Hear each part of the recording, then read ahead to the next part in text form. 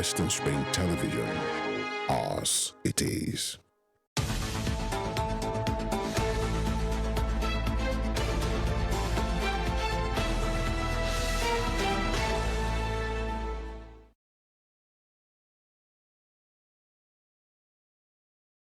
A happy day it is for all of us. We thank God for the gift, very sacred and very priceless gift of life and good health.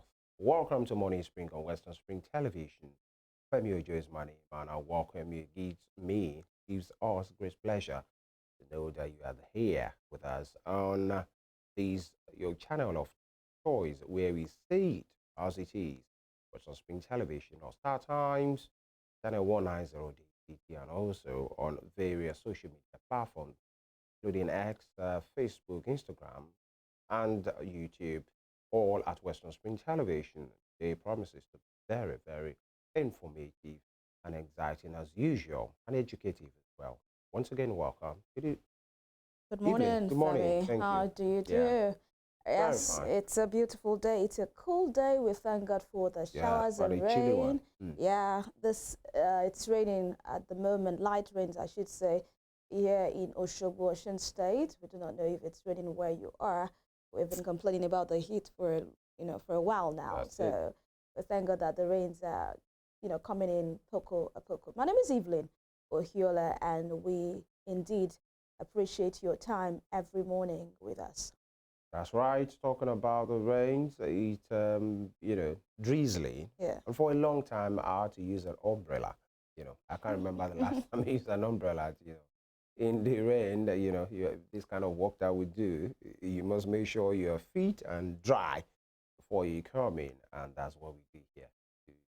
To make sure you are better informed. And the aim of this program is to have us well informed, adequately, absolutely, authentically, have us well informed, so that this information will help us in the way we take decisions, the decision-making process towards having a better and a working society, by extension, a working nation. That's what we do here at this time. And talking about what has happened in the past 24 hours, as expected, it's been a very eventful one. The primaries of the All Progressives Congress and the APC, EVELYN, I learned it has been declared inconclusive by the National Working Committee, NWC, of the ruling party at the center, as the APC. It was held at the weekend, and it produced three alleged winners, each laying claim to be the winner. Of course, claiming to be the elected one. The chairman announced the result that produced Igodalo, and of course the returning officer, and then Idahosa. Yes, Idahosa. Thank you. I beg your pardon, Idahosa, and other people as well. But yesterday, the APC, the decision-making organ of the body, NWC, says it is inconclusive, and it becomes funny to see that a primary election within a party, just within a state, has been declared inconclusive. That's to tell you that we have not grown in our democratic process right here in Nigeria. It's just about power grabbing. Exactly. Like you said, it's just a primary in one state.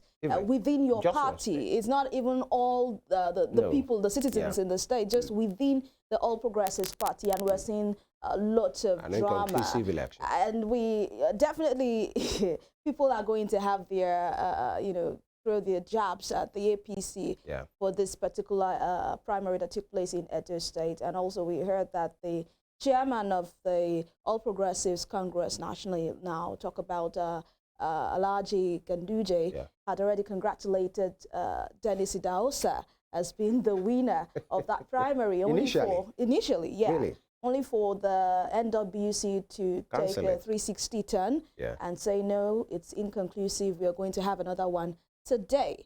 So we just hope the right thing is done. And listening to Senator Adams OHIOLEI yesterday, he said there will be no zoning. No more zoning. People were like, we want it to come from Edo Central, we want it to come from Edo South, the North has had their time.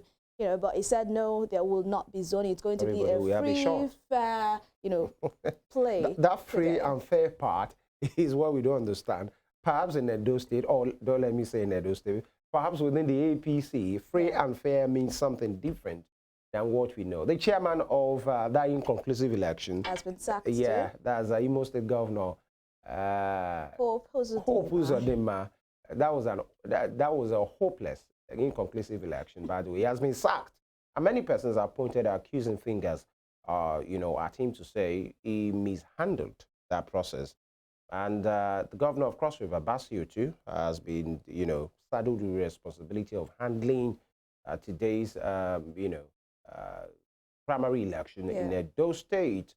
And, with what we know, the chairman of that inconclusive election, the sacked one right now, Hope Uzodinma, was more like the coordinator, the person that will see to the fact that every process goes right. He doesn't have the right, by what we know, if actually we are going to use the INEC procedure, for election. The resident election commissioner in any state doesn't return an election.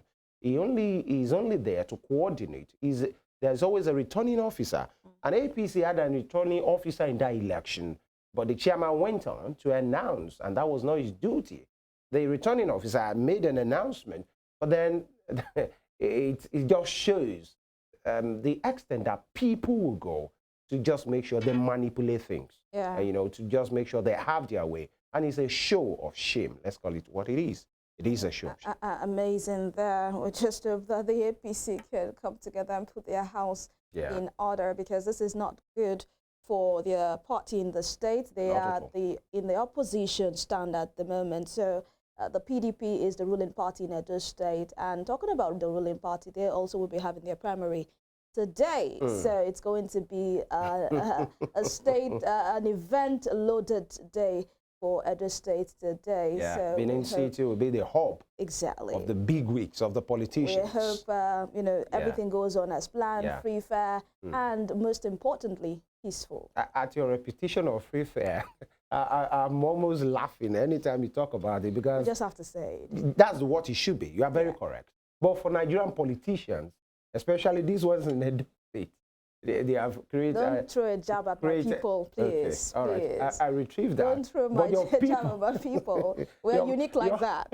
We're unique like that. Okay, that's a unique way of... They don't want grief for anybody, because if you see it, the chairman of that particular committee announced Dennis Idahosa as the winner.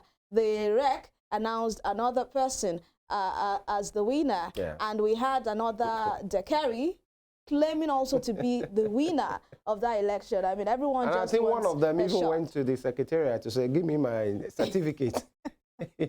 These are the issues. If they had actually stuck with Dennis Idahosa as the winner, trust me, it's going to produce lots of petition. Because they are definitely going to go to court. The process has been violated. It's flawed. Has been skewed, so anything produced from that process will definitely not be what it is. But to think, the emphasis to think that just a microcosm of a particular place within a particular party, they couldn't get it rightly. It's a shame. And by the way, before we leave and talk about the headlines, the process, procession rather, of the final rite of the burial of Arakunrin Akeredolu yesterday began. It has begun with some activities, but yesterday it was brought to a wall. I know it was you could see the soberness in the people. Many people were crying. The big weeks, especially when the line is state, a particular service was done, you could see that even the big men, at least for that moment, they could be sober. And that it was for a man of his stature who had died, all that remains of the late Arakunrin is left. That's the end of everything. Nobody lives forever. And that's why we need to do what we need to do when we need to do it rightly. I should put that way.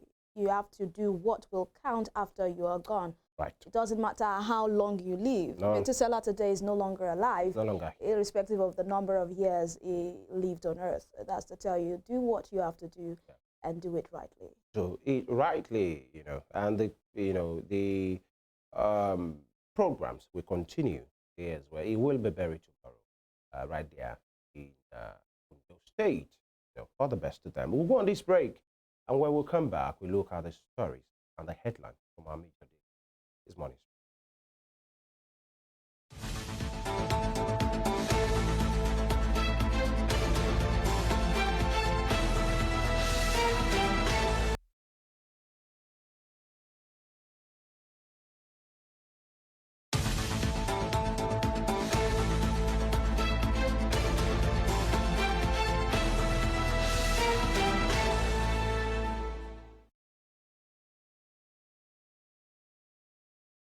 All right, you're welcome back, and we go straight to the headlines right now, where we give you very juicy, interesting headlines as seen in our major dailies in Nigeria. Today, I start with the Punch newspaper. The Punch is punching it this way: TUC, NLC split as DSS warns Labour against a planned protest. With riders, NLC took protest decision unilaterally, TUC alleges. Vows to stay away from demonstration. Ajero accuses DSS of blackmail. Agency warns Labour against plot to destabilize nation. Those are found on the front page of the Punch.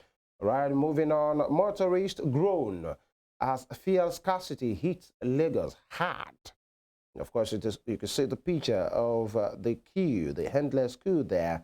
People with kegs, people with their cars, and you're wondering what is really going on at the center of excellence. All right, as reported on the front page of the Punch today. Moving on, Edo APC welcomes the rerun after controversial governorship primary.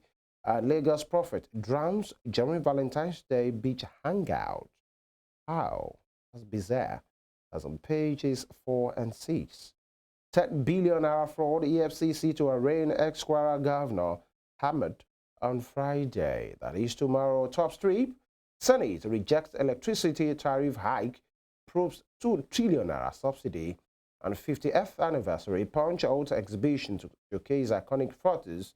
And lastly, on the front page of the Punch, banks sell $172 million as CBN and EFCC battle currency speculators. With a rider, expert fault NAFEM intraday raid. That's it on the front page of the Punch. All right, from the Punch newspaper this morning, we go to the front page of the Daily Trust newspaper this morning. On Daily Trust newspaper, 2 weeks after Tinubu's directive, FG yet to release free grains to Nigerians. No food items with us yet, says NEMA. Agric Ministry's official blames data authentication. Invest in famine to tackle hunger. U.S. urges government. And there are some people that have their doubts as to whether we still have grains in our silos, saying we don't have any more grains there. Government is just playing to the gallery. Well, but let's see if the grains will be released as directed by Mr. President. Away from that, 10 countries approach ICJ against Israel's occupation of Palestine. Farmers in distress as fertilizer price soars. Hardship. Labour ignores DSS, insists on protest. We've been having the back and forth between the organized labor and the DSS. The organized labor, directing its members to go on a protest, a peaceful protest, they call it, on the 27th and 28th of this month. And DSS saying, no, there will be no protest in any part of the country. And we should say that protest is a fundamental human right for you to make known your grievances. But when it comes to this part of the world, in Nigeria, why are leaders always agitated, always, they have their fears when it comes to protests? I really do not know what's I think the DSS made a statement and said because the tension in the nation is high, any protest now could go bad. And so they are appealing to the organized labor to please shelve it and allow, negotiations to go on. And I was wondering, when I took that news yesterday, and I was wondering, is it in the place of the DSS to be telling the organized labor and the government to allow negotiation? Who are you? You're a Secret Service police. What's with the advisory? But it is what it is. I mean, there is another option of providing adequate security when the protests are going on. I mean, that's how to develop our democracy. Right. But away from that, lift sanctions against Mali, Niger, Burkina Faso, Gowon tells ECOWAS. The Benue government issues 14-day quit notice to headers. Naira gains as security operatives sustain raid on BDCs, Bureau d'Assurance. And people are asking, is this the way to go? I saw videos of EFCC officials, going after those BDCs in Ibadan. I saw the one in Lagos too, Abuja, and Abuja. people are asking, okay, with this help, but definitely we'll see in the coming days and weeks, 100 corpses dropped as Kwara shuts mortuary over ritual activities. This needs to be investigated. You know, they say the living has no peace of mind. The dead also has no peace of mind. I mean, that's on a lighter note. Yeah. But then this should be investigated. Why disturb the dead? Exactly. But then that will be all on Daily Trust. All right. Trust in what the Daily Trust just had. We move to The Guardian. Guide us further. The Guardian newspaper is next. And of course, quite a busy front page, I must say. Customs, 5 trillion naira target threatens trade, heightens price crisis, page 6. And of course, as usual, on the Guardian front page, you have pictures and statistics and figures, and you see the picture of a blue container there. It cost about 16 million naira to clear 1 by 40 feet container, and 10 million naira to clear 1 by 20 feet container here. An import rate adjustment under Tinubu.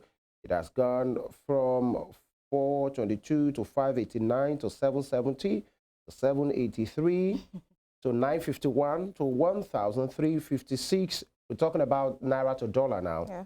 1,413 to $1, 1,444 to $1. It came down to 1,417, increased to 1,515 per dollar. And just yesterday, it was adjusted again, you know, to 1,605 naira per dollar. That's the exchange rate given to, you know, for the people that does clearing and forwarding. Yeah.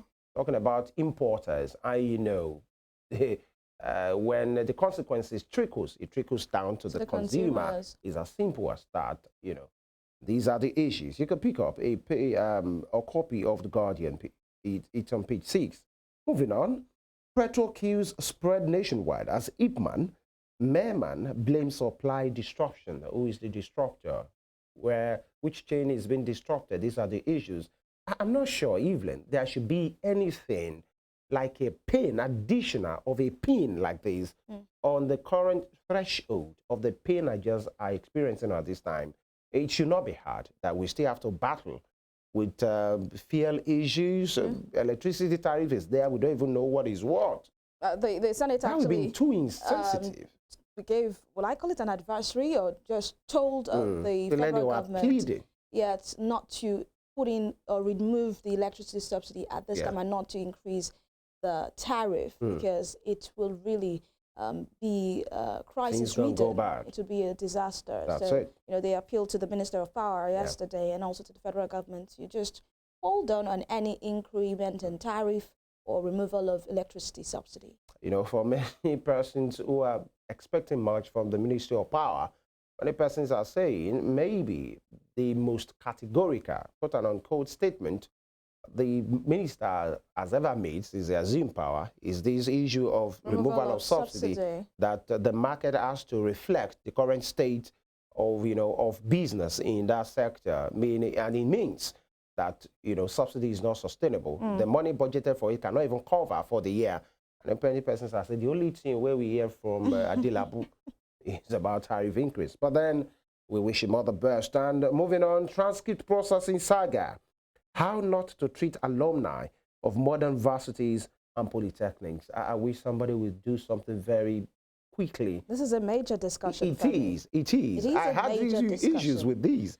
I had a friend. Almost everybody will have issues with these. I had a friend that stayed, that waited for 2 years before she was able to get her transcript. So imagine someone who wants to apply to a university for a master's or for his master's. I've seen people have their admission cancelled. Exactly. So if I am an alumni of your university, I should be a dignitary because I graduated from your school and I should be treated as such. But you see, people go to their alma mater and they are treated like they do not matter. They are frustrated. That's it. In fact, personally, before I could get mine, I had to put a call through to my, HOD, to my head of department, and told him that I was having issues with getting my my transcript. Yeah. And he was like, he has heard about the racketeering going on, especially in the exams and records and all of that. It was a signature that actually made me get that in, what, 2 months or so? Yeah. So imagine someone you are one of the lucky ones who didn't have that particular privilege. Or that relationship with the HOD. Do you understand? Must you know anybody? Your school, where you graduate to, you have to know somebody to clear yourself. That is after you are not even owing the school or you are not defaulting in any way. And this is the story with 90% of schools. I think we need to have a major People discussion usually have issues. In fact, some don't even know where to start. These are the issues. With some you pay everything necessary to have it, but then the process is very slow. You could go, as long as people take advantage of that. We have racketeers that will tell you have to pay 150,000 naira after you have paid the legal fees you're supposed to pay before we can help you fast track it, because there are a lot of people wanting to get their transcript. And you wonder, because they know that people are in this season of jackpot and they need their transcript, so they're also basing even before the jackpot, it has always been difficult, and I think we should do better. The issue is there are no consequences for these things. These are the issues. But I think somebody should do something. Moving on, Tinubu gave governors 30 billion naira each to address food shortage. Okay, is that true? We'll look into that shortly, after the headlines. Lack of funds forces the Tigers out of AfroBasket qualifiers. When I saw these, EVELYN, I was a bit sad. Lack of funds had forced the senior basketball team of Nigeria to call it quit with the qualifiers. We can't go ahead with this. And I think it's a shame. And it's not Nigeria that should be doing this. The other day we had the federal government rewarding the Super Eagles with lands, flats, and national awards. Some sports are, these are the issues. If you're facing a particular sport because it is widely followed and you're leaving the other, how do you hope to grow the sport industry in Nigeria? Because football doesn't make only football doesn't make sports. There are several other games that make sports. And I think those players will have been very sad. It will have come at a very difficult place for them to arrive at that position. She'll say, you know what, boys? We can't continue this way. These are the issues. Go on, urges ECOWAS to lift sanctions against Burkina Faso, Mali, and Niger. The other statement visited President Tinubu yesterday. And of course, Borno engages monarchs on reintegration of repentant terrorists. Here we go again. Abure arrested in Edo as a gift candidate seeks his prosecution. 5 banks impairment charges hit 580 billion naira in 9 months. Talking about the arrest of Abure, it was quite something messy, something you would think is one street urchin that's been arrested yesterday. Chairman of a party, was he resisting arrest? Has he been invited before that he didn't turn up? But looking at that amateurish video, it was something that's not nice to see. But that will be all on the front page of The Guardian. From The Guardian, we move to the Vanguard newspaper for today. On the Vanguard newspaper, Papa gridlock, businesses lose 100 billion naira monthly as petrol tankers, containers occupy roads.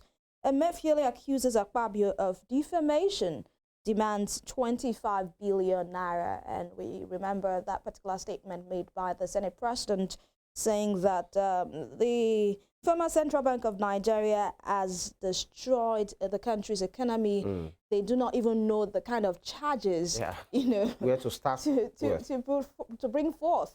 And of course, the former CBN governor has reacted to that, saying that is a defamation of character and is demanding 25 billion naira damages. Only you have to a few billions, you call it. And of course, we have that picture of Mr. President Bola Tinubu and former head of state Yakubu Gowon there in that visit to the president. Hardship, DSS, NLC in face-off over planned protest. The story is on page 5. Riders shelve protest. DSS tells organized labor out that some elements planning violence. Face your job. You cannot stop us. NLC dares DSS. JAF takes on DSS, reaffirms support for NLC. And other stories here on the Vanguard newspaper this morning. You can see that picture of the chairman of the confactional chairman of the Labour Party, Mr. Comrade Julius Abure, there being arrested by security authorities in Benin, Edo State yesterday. You can see him seated on the bare floor. That was what Femi was talking about, the manner in which he was arrested. All right, so away from that, IMF sees Naira depreciating by 35% to 2,081 Naira to a dollar in official markets. That story is on page 26. Femi talk about speculations. This is speculation by IMF saying that the Naira is still going to depreciate further by 35%. Which way to go, Nigeria? This is the question on the lips of so many Nigerians at this time. And top corner of the Vanguard newspaper this morning, CBN reverses self, raises customs duty rate to 1,605.82 Naira to a dollar. At the 2024, NWC drops Uzodinma, appoints O2 to conclude primary today.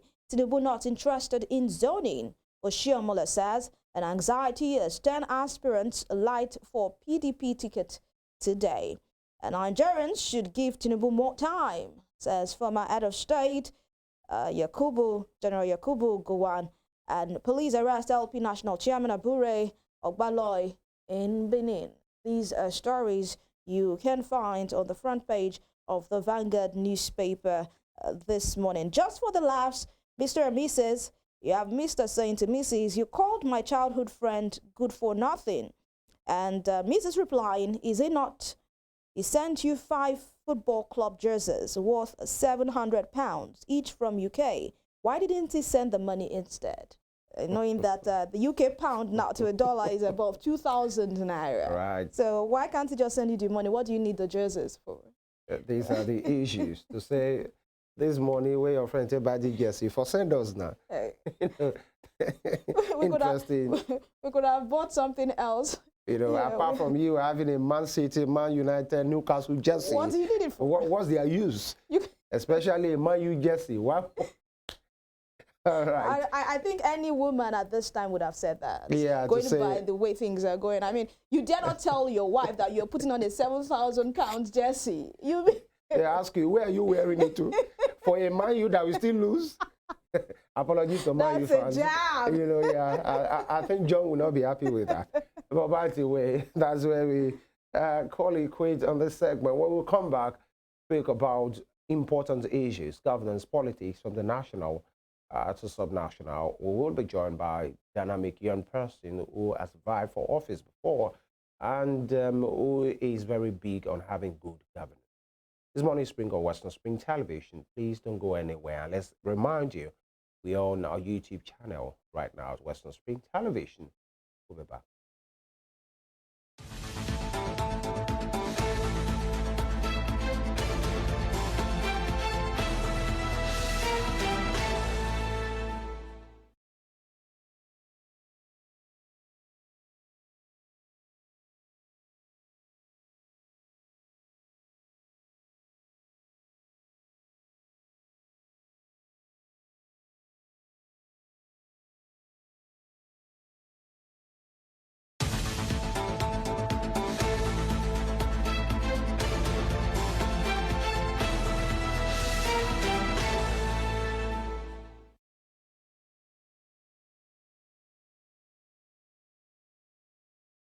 All right, you're welcome back. The conversation this morning is about, one can have enough of the challenges bedeviling the nation right now because it is what it is.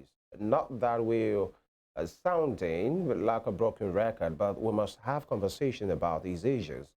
And because it's what is affecting the people, especially the economy. Governance, government policies, what they are doing to tackle, these challenges, because challenges are meant to be tackled so that the people should prosper. Talking about security, which is the foremost responsibility of any serious government across the world, the security of human lives and properties, and of course, the nation's, the people's prosperity. It's, having an environment that will support that is the basic function of any government across the world, including Nigeria. And that's why we will be talking about that again this morning. We have been joined by Ademola Bayonle. He's a medical doctor by profession, but then somebody huge on having good governance. A former gubernatorial candidate under the YPP in the last gubernatorial election in Osun State. He joins us from the US. Good morning, doctor. Hi, good morning. How are you doing today? Great. Thank you so much for having me back in your studio. All right. Thank you. Very quickly, challenges, in any human lives or human endeavor are meant to be there, and challenges are meant to be tackled. By the way, Nigeria is going through its own right now. Many persons will say this is not new, but then, having series of them at one time, and it appears these challenges are choking the people. We want to talk about the economy, the huge cost and high cost of living, the purchasing power of the Naira, the devaluation of the same Naira, and the IMF are even postulating something, very demoralizing, going forward. And humans in Nigeria, especially the masses, are having issues with just feeding themselves, even for, just basic feed. Not even something like 3 square meals of any kind of square. Right now, these are the issues. The security is not what it should be. The government and their handlers are saying we must take these steps, talking about the removal of subsidy, talking about the floating of the Naira, talking about some policies that is appearing very painful. But they said it is what it is. It is what must be done. So in your own opinion, what do you think we are grappling with? What do you think is really happening to us right now? Thank you so much. I think I can summarily call it a lack of foresight when it comes to the type of leadership we have engaged over the past decade. There's no problem we're going through in Nigeria today that is unique to us. There's not a problem we're even going through today that we have not seen a sign that it was coming. Let's talk about the insecurity. Kidnapping has been with us, though a little bit new, but in the past decade, I can still remember different people being kidnapped across Nigeria. What did we do when that started? What have we done in the past decade to reduce that? So in 2020, we had COVID-19. Right? Started 2019, but 2020 was really when it hit. We had COVID-19. What did we do? The world shut down, and a whole lot of things happened. A lot of developed countries across the world started changing the way they live their life, started changing their realities to say that if this can happen, there's a possibility it can happen again. So how can we continue to feed ourselves while we're at home? How can we continue to be productive while we are at home? How can we continue to live our daily lives and not just collapse our system? A lot of countries adapted like that. But what did Nigeria do? We do not learn our lessons. We just keep it moving. So we have seen COVID-19. We have seen subsidy. My hope is that the leadership have another focus or realign their focus and say that some of these are dangers and some of these small subtle signs we've seen, we plan forward and we say in the next 10 years, what are the potentials? How can we make sure that what is happening right now, even if it goes into a larger scale, we can reduce it? So summarily, the issue is that we have not really had a very a long-term focused leadership. Let me give you an example of Osun State. In 2016, during the last census, our population was about 3.6 million. Since the last time we've not done a census, but right now our population is about 5.1 million. You have more than another 2 million thereabout to feed. What have we done to make sure that we make provisions for the increase in population in terms of healthcare, in terms of education, in terms of food sufficiency. So if we want to continue to do the same thing over and over, we will overwhelm that system. And those are the signs, and I will call it cracks. They've not even broken down yet. And those are the cracks that we are seeing. If a government cannot see beyond the 4 years they always govern and say what will happen, during the time of Governor Yutola, for instance, when COVID hit, he started something called OHIOLEI, gave people food, all the local governments food and everything. But it was not sustainable. He ended the same day he left office. Now we're in the subsidy era. If probably we have planted that time, we have engaged our farm settlement, we have put something in our soil. I mean, I won't blame him for anything he has done. There might be some financial realities he had to grapple with.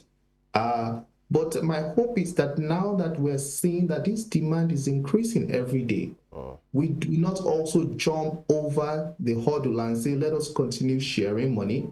Let us continue just also share food. All right. I hope that we can keep in mind that there's a possibility in the next 1 or 2 years or 3 years that something else happens again that might also put us in this predicament. Right. How can we plan for such days? So those are the issues. Countries, there are countries, a lot of countries have food shortages, a lot of, but they are reducing the metrics day by day. Israel, they have a lot of arid land. They had to go around it to say, how can we irrigate our land so that we don't waste water? So they had to plan. A lot of UAE, it's a desert. They have salinated water. They had to do something called cloud seeding and do all those kind of things to solve their problem. All right. How are we solving our problem and in the long term? All right. You know, it seems you're alluding to what the federal government or their handlers are saying, that maybe people that have governed in the past didn't do the needful. They didn't plan well. They didn't take hard decisions. And these decisions are what is being taken right now.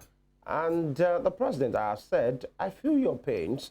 How I wish, you know, that's the president talking, I wish there is another way. But unfortunately, there is no other way than to take these decisions right now. And, you know, we get to gain from it later. You know, let me ask you, is that explanation enough? Does it suffice enough? Is it something that the people should, you know, grapple with, that these are reality? We just have to go through these, or maybe they could have handled it better. I don't believe that in totality. There's a component of truth there, but you see, as Nigerians, we have to start telling each other the truth. What is happening right now is the direct effect of the subsidy removal. 100%. We all know that when the subsidy removal happened, shit just hit the roof. Everything went ablaze. And why did we remove the subsidy in the first place? If we go back to the basics, we say that there are some cabals that are diverting our oil revenue. There's some people, there's so many people that are not supposed to have access to this subsidy that are having access to it. Why did we not go after those people? The oil that is going to Cameroon, why can't we solve it? Why can't we block it? Why are we trying to not solve our problem? We're always going around our problem. It is not a crime for Nigerians to enjoy subsidy. It is not a crime at all. It is not a crime for a set of people to enjoy the resources of their country. So the issue now is that they are saying that the money we're spending into subsidy, we're going to share it to governors, or we're going to share it across all the layers of governance. Now they have started sharing it. Is it reflecting? It's because they never solved the main issue, which is that all the cabals that you're saying that they're sabotaging your government in terms of fuel subsidy, how many of their names do we know? Because those are the issues. The subsidy itself, I don't think is the issue, but they have over-bloated it in such a way that the actual amount of subsidy is too much, is just not reasonable again. And they boxed us into a box that everybody all agreed that yes, let them remove that subsidy. It is not uncommon for you to produce something in your own house and be a beneficiary of that thing. And they want to do the same thing with agriculture. The vice president came up yesterday and said that they intercepted some maize or something going to another country. Again, no name was mentioned. They just said they are saboteurs of the system. Who are they? Are they ghosts? Are they bigger than Nigeria? So the problem, you see, there's something that always helps probably some even my decision making back to the basics. If you cannot get your basic right, you are likely not to get a whole lot of things right. All right. So what is our major issue? I understand there might be a component of course, the Buhari regime or Goodluck Jonathan regime not really investing in agriculture enough to cater for our increasing growth of population and so many other variables. Yeah. But you see, this one that is particularly happening, that we know is because of fuel subsidy, we can trace to fuel subsidy. How did we deal with fuel subsidy? And the promise of the benefit of fuel subsidy, are we actually enjoying it? Those are the questions. All right, Doctor, such a very deep, elaborate explanation there. But I would like to ask, this subsidy isn't new. I mean, the administration of Goodluck Jonathan once proposed the removal of subsidy, and we all knew the effect or the reactions that greeted that particular proposal in 2012. And today we have the administration of President Bola Tinubu saying subsidy cannot stay, subsidy has to go because Nigeria is not that rich. But there are people that say that the initiators of this fuel subsidy removal, that's the administration of former President Goodluck Jonathan, must have had an in-depth analysis of the removal of fuel subsidy and as such provided solutions on how we could have, gone through it without so much pains as we have now. That why can't the administration of Bola Ahmed Tinubu, go back to any of such advice or any of such papers to, take on solutions from there? Because it seems like what they are doing at this time is trial and error. Let's try this. If it works, let's try this. If it doesn't work, we move to another thing. The subsidy regime of Goodluck Jonathan ended as a proposal. You see, the subsidy actually started taking place in 2022. I think it was August or thereabouts when they proposed the bill in the House. And it was supposed to take effect in 2023. But the administration of former President Muhammadu Buhari kept pushing it forward. So, in fact, it was not even Bola Ahmed Tinubu that actually removed the subsidy. It was Buhari regime that removed the subsidy. But they kept, in the interest of the nation, they kept putting the subsidy in the budget up to May 2023. So even if he did not announce it, it was not part of the budget. But what I thought we will benefit from a continuation of party system from APC to APC is the ability to have a foresight that this is coming. What can we do to make sure that our people, it does not hit our people? It is clear, very clear to the blind, that they did not make any plans because they just removed subsidy and they are grappling with the effect of subsidy.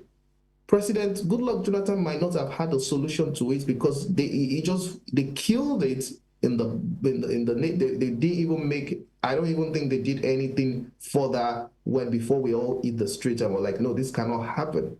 But you see, for Goodluck, for President Buhari, since 2020, I think 2022 or 2021, that was when the bill was passed, and they knew it was going to end. So in May last year, they just, I think they put about 6 trillion or something in the budget for it. And they did not plan, they just felt they were going to remove the subsidy and we're going to roll with the punches. And that was it. Because from May last year, when this new administration came in, this is February. Now let us look at what they have done. They have given us wage allowance. They have shared rice in all states. It does not portray a government that is thinking forward. And we have lost the benefit from having a continuation in party from APC to APC. Do you understand? So again, going back to the basics, I don't think we have leaders or politicians at best who think more than their 4 years. And irrespective if it's PDP, if it's APC, if it's YPP, they think the last day of that, what can we do to the last day? And look at the projects we're even doing, even at state level. With what is going on, we still engage in building bridges, we still engage in. We don't plan because what we are chasing is, oh, I want a legacy project. I want people to remember me, see this project and remember me. They don't think about the long run of what's going to happen to the people of the state. In 2022, Osun was 36/36 in WAEC. What have we done after that time? And say, education plan for the next 10 years. This is how we're going to reduce it one variable at a time every year, that so that in the next 10 years, any student graduating from Osun State is going to go out with a quality education. All right, because Doctor, these are not only. Please permit me to butt in here. I mean, you just made mention of something very crucial to what I had asked earlier. That's talking about, you know, you talked about having foresight, having a long-term vision, and having people that can sustain that vision. You know, the only place we've kind of had that is in Lagos State, where we've had a vision from long and it's been sustained over the years. But in different states, and also even in Nigeria, we have governments coming in and disrupting probably a vision or a long-term vision put in place by the former by the former governor, because they want it to be my own project that is in place now. So that was why I asked the question of the subsidy removal, because it seems the Goodluck Jonathan administration understood what the removal of subsidy will, you know, bring to the nation. We had the likes of Ngozi Okonjo-Iweala, who sort of kind of understood what the effect of the removal of fuel subsidy would be like. So I'm saying, why not this present administration looking into whatever solutions that the administration of the former president had put in place, or even calling some of his economic team to talk about this matter, because they understood the problem. You mentioned the fact that it seems our leaders do not understand our problem. They just want to get it solved in whatever way they can, go around it to, you know, get it solved. So that's what I'm talking about. I mean, that's a good way to look at it. There might be a possibility there to always learn from the past and what they have done. But again, think about that. This is at least 12 years ago. This is more than a decade ago. Buhari started 2015, we're in 2014 now. So we're talking about 2011, thereabout, when Jonathan started. So all this happened like 2012 or thereabout. I don't think the solutions we have then might work right now. That's the truth. Okay. I don't think the solutions, you see, we're in a time that things change per minute, and we have to be ready, and we have to have that mindset that things can change every day. And especially in terms of technology, in terms of ideas, the population is growing, so many things, very volatile, what's it called, time. It won't be out of idea to actually go look at that document again and see and maybe learn one or two things from it. But the truth is that 12 years ago, what were we dealing with 12 years ago? I mean, there were so many things. 12 years ago, Naira was probably 120 to $1. 12 years ago, there were so many other variables that were not on the table at that time. We didn't have the level of insecurity we have right now. 12 years ago, there were so many things that were different. But again, can they look at those documents? Should they look at it? Why not? If there's something they're going to learn from it. I mean, everybody can be teachable. So I agree with you that there might be something there for them, but right now, I mean, a lot of water has passed under and over the bridge. And you see, when people start telling you, oh, don't worry, persevere, persevere, unfortunately, they're not even persevering. We have both state level and federal level speakers driving convoys as if they are going to world war.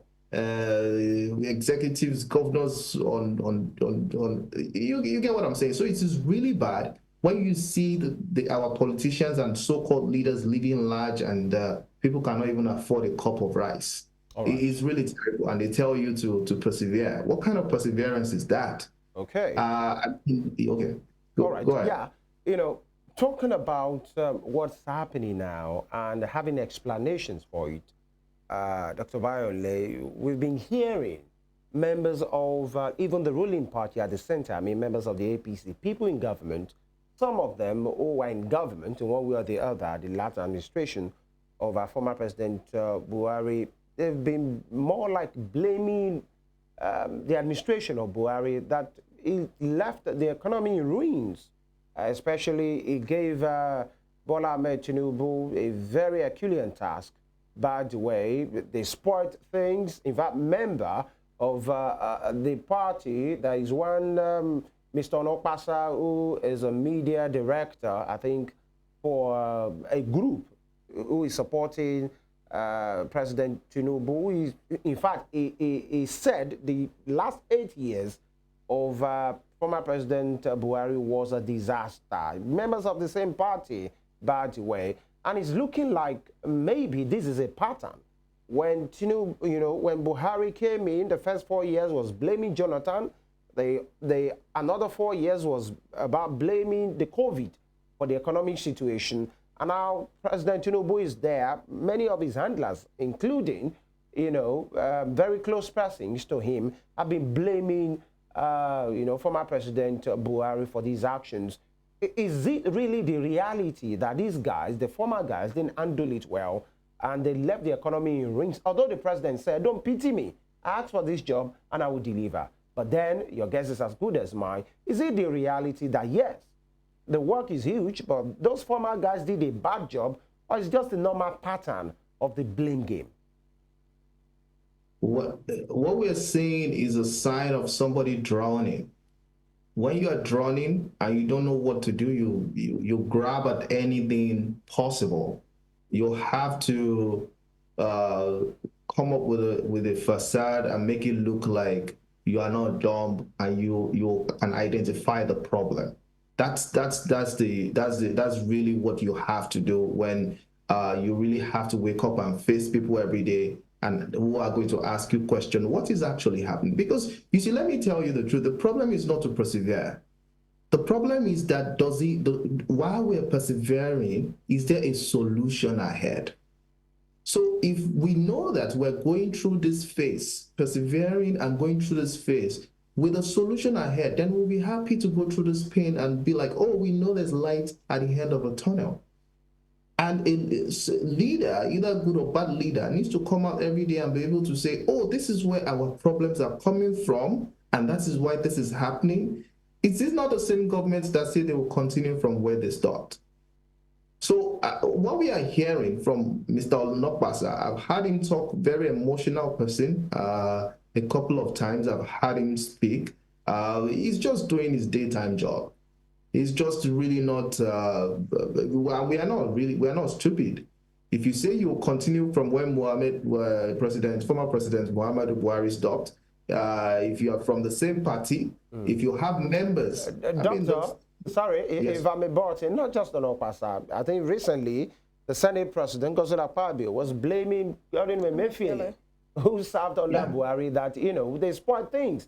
They don't even know where to start the accusation, from if actually they are going to sue him, although the camp of Emefiele has responded to say they are going to sue him as well. Many of the guys, even in government, it appears they are throwing Buhari under the bus. So that's why I'm asking, is that the reality? Or is just finding a soft landing for inefficiency? I don't think it's a reality. I think that they're trying to sing Nigerians a lullaby and trying to blow some breeze over the wound, but they are doing it in a bad way. That is what they are doing. Because the consequence of this is that we are not going to trust a continuity in government again. Because now we're going to remember and say that, yes, you look at what happened between President Muhammadu Buhari and the Tinubu administration. We did not enjoy the fact that we had a continuation in the party.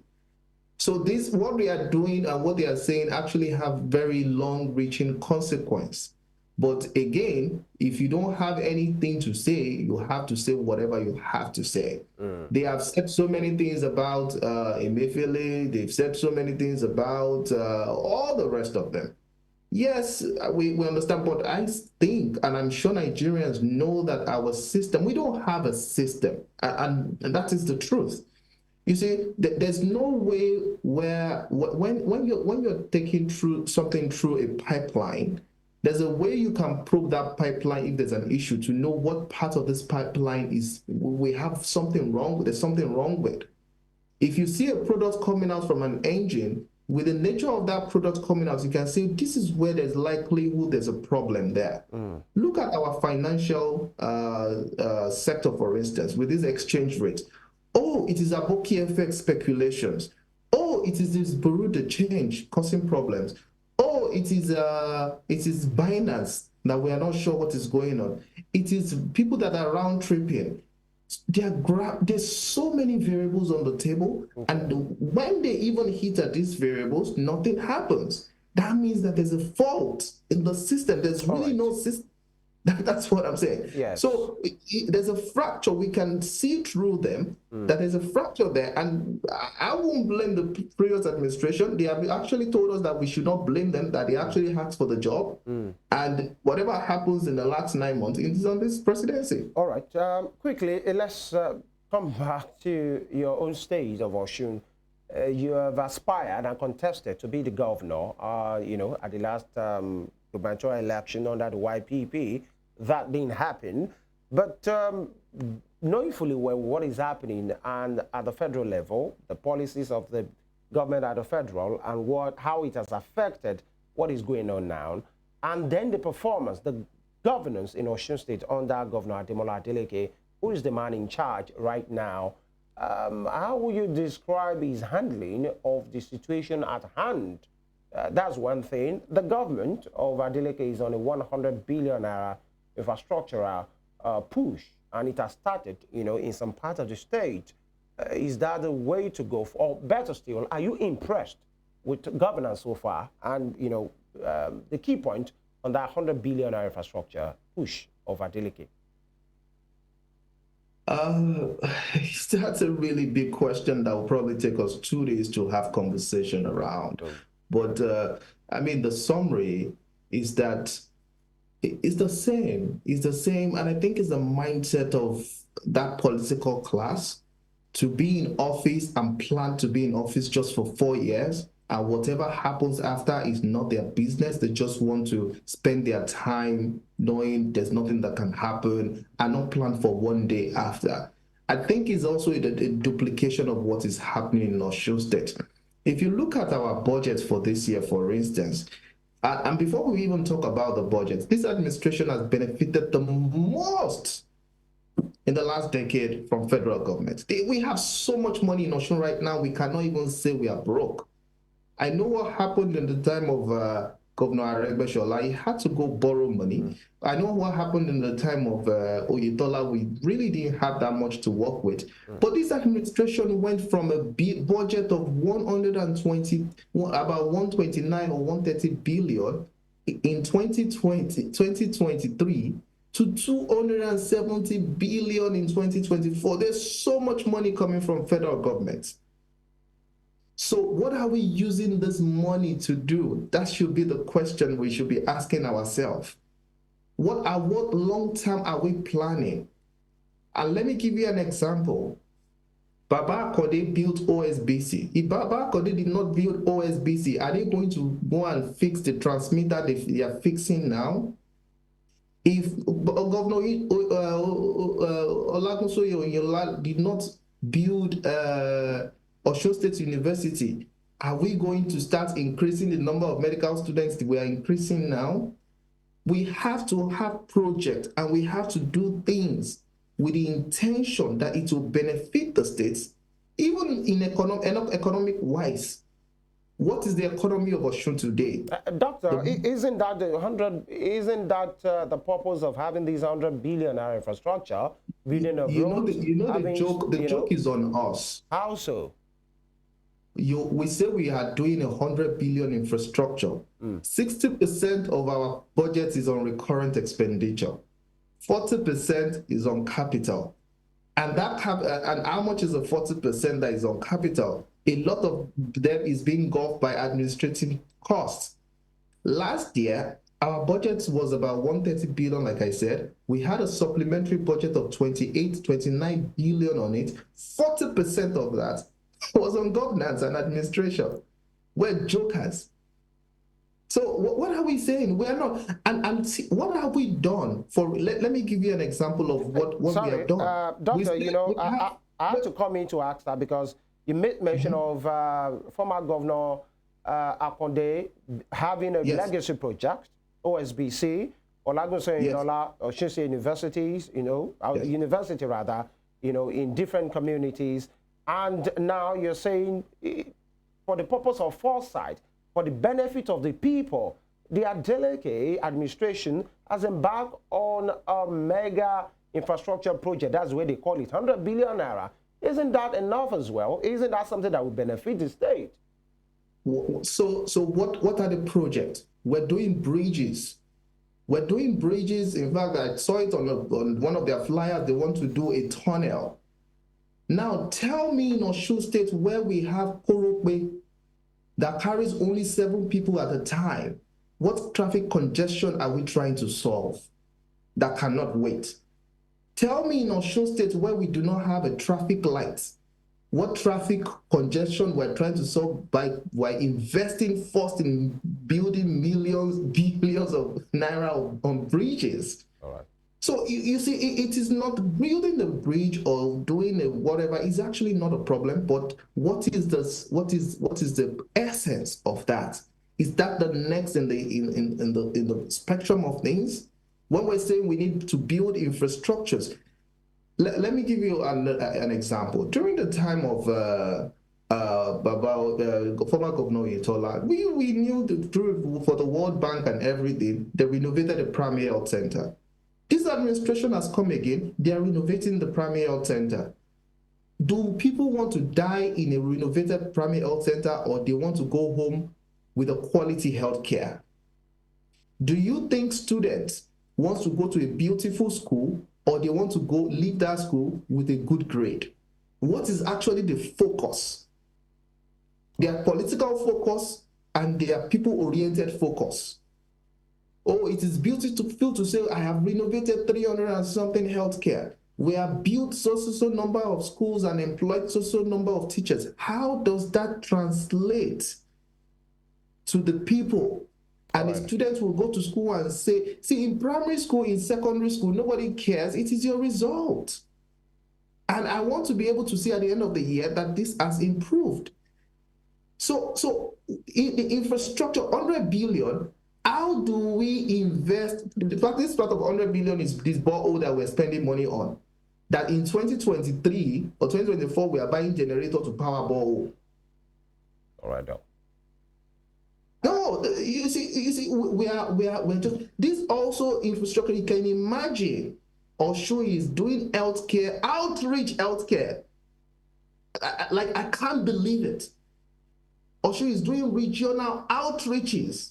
That is what politicians do 2 days before election. That is what politicians do to woo the people 2 days. In the first year, you are doing outreach. All right, Doc. Your primary health centers are not solid. When your comprehensive health centers are not solid. When your state hospitals, whenever I come to the state during COVID and everything, go and look at the COVID facility, it was just under 1 tent. Is that not a reason enough for us to say, let us invest in healthcare? All right, let us have this sophisticated equipment, because we don't know what is going to happen. We're doing. All right. All right.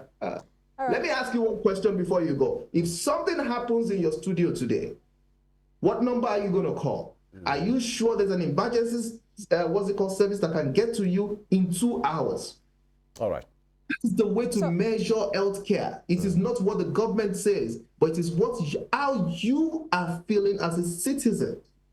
All right, so Doctor, we have 2 more minutes to go. Let us know, what do you think Governor Ademola Adeleke should be focused on at this time?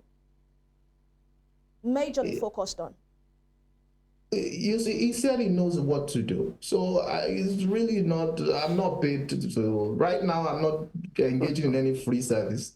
But you are a hopeful optimist. I mean, you've always talked about the fact that you believe... people contested to be governor. Exactly, you believe in Nigeria, you believe in your state. So politics, electionary period is over. This is time for governance, and you are an indigene of Osun State. You are a major stakeholder. I have written a letter to the governor, which they accepted and agreed that they've seen the letter. Nothing was done about it. So many forums. What was the letter? What was the letter about? What was the content of the letter? It was some of the ideas I had because I really did a grassroots campaign. We went into the community, we listened to the people, and one of the ideas was that we have a very huge informal sector in Osun State. We need to start working on this informal sector. We have to aggregate them and structure them properly. We have to resolve the issues of unemployment. Ask me, what are we doing proactively about the youths and unemployment in the state? Osun is becoming the Yahoo capital of Nigeria because there's no job for people. And we cannot continue to just leave this population without engaging them. Osun youths are very hardworking people. They all want to work. So let us engage them. Let us help the medium and small scale enterprise. Let us equip our hospitals. We can make some of our hospitals high volume center. Osun is the nucleus of Southwest. All right. Osun, people should hear Osun and say, oh, that is, you need healthcare, go to Osun State. All right. And that will bring people into the state. I mean, you made me start talking, but if you say you have an idea of solving a problem, I mean, go for it. All right, Doc. That's fine. Thank you. You have been very, by the way, you are user of the social media, especially the X. And the last few days, you have been very active. And in fact, yesterday, you were so active and you were on a freebies, giveaway for people patronizing a small-scale business, especially food vendors. And many persons are asking, it's a good move, but what's the motive? Let me ask you, Dr. Bayonle, what's the motive? 15 seconds. Well, the motive is to help the vendors and the people. For the first time in my own family history, we do not open WhatsApp because all of us are really just independent. We don't open WhatsApp to either support our parents or something. But because of the economic realities, this year we had to have a WhatsApp, a family WhatsApp. That how can we help our relatives? All right. So I understand what is going on ground. There's so many people that want to work, but there's no patronage because of financial because issues. many persons will say this is just politics. It's like Bayonle is trying to have the way they want to. trying to have a wet ground for himself because possibly he might be throwing his heart into the ring again. Will you be doing that? I don't think the popularity is the problem. Okay. We are 2 years or 2.5 years before the next election. I don't think I have an issue with the popularity, and I don't think whatever I do with them right now is what is going to translate into voting. But again, they should be seeing me as somebody that also understands the problem, and I understand that in Osun State we have a lot of self-employed youth, and the only way we can help them, they are not going to benefit from the wage award. They're not going to benefit from all these whatever. All right, Doctor, we have to go. Yeah, thank you very much. We'll still have in the coming days to speak about other things, especially your area of expertise, that is healthcare. We'll have in the coming days. Thank you, Dr. Ademola Bayonle, a former gubernatorial candidate in the last election in Osun State. Thank you for your time. Thank you so much. Yeah, Evelyn, that's it. Yes, we have to go. It's been a great conversation with Dr. Ademola Bayonle. And that's it for today. And you can watch a recap of this particular show on YouTube at Western Spring Television. Connect with us on our social media platforms, Facebook, Instagram, and X at Western Spring Television. I'm EVELYN OHIOLEI, and of course, I'll remind you to stay tuned for Spring Trend. All right. God bless Nigeria. God bless Osun State. God be with them in Edo State today as well. Amen. As they will need all the prayers. And I hope the people will just stay safe. Let politicians do their thing. Yeah. Please be safe. FEMI Money. I'll see you tomorrow. Bye-bye.